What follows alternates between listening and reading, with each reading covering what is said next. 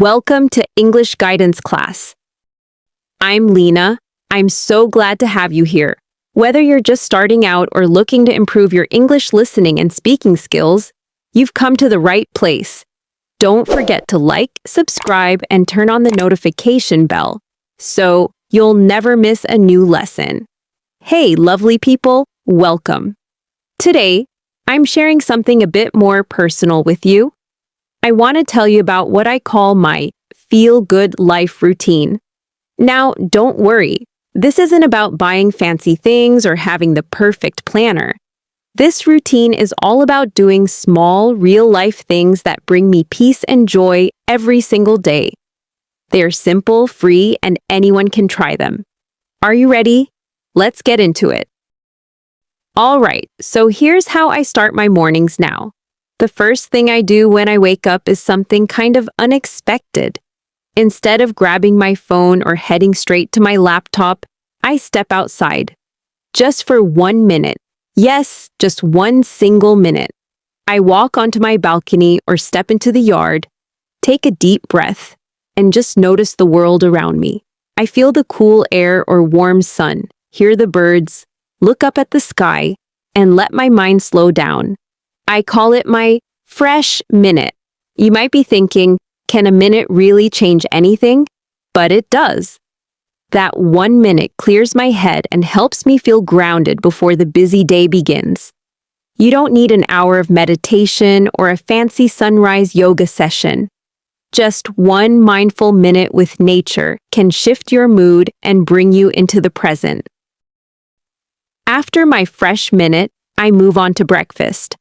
And let me tell you, breakfast has become kind of sacred for me. I used to eat in a rush, scrolling on my phone, half watching videos, barely tasting my food. Now, I treat breakfast as a little ritual, a small, quiet celebration. I make something simple, maybe toast with avocado or yogurt with fruit. Nothing complicated. But I sit down, no phone, no noise. Just me and my breakfast. I pay attention to the taste, the colors, the moment. It's peaceful, and it sets the tone for the rest of the day. One habit I'm absolutely loving is what I call mini escapes. I used to dream of big vacations in faraway places, but now I've started exploring my own city like a traveler. Once a week, I go somewhere new. A tiny cafe, a park I've never been to, a street with cool murals, or even a quiet library I've never noticed before. I don't make big plans. I just go and see what I find. It's exciting, refreshing, and honestly, it makes everyday life feel a bit magical. You don't need to travel across the globe to feel inspired. Sometimes, wonder is just around the corner. Now, this one might sound strange, but it's truly changed my days. I started chatting with strangers, not deep conversations or anything awkward, just little friendly exchanges, a smile at the bakery, a compliment to the woman in the elevator, a good morning to the guy who walks his dog near my building. These small moments of connection brighten up the day, not just for me, but for the other person too. People are often just waiting for someone to notice them. A simple, "Hey, I love your bag," can make someone's whole morning better. If you're shy, start small, but try it. You'll be surprised how uplifting it feels. Now, I pay attention. If I sense a conversation turning negative, I gently change the topic or walk away.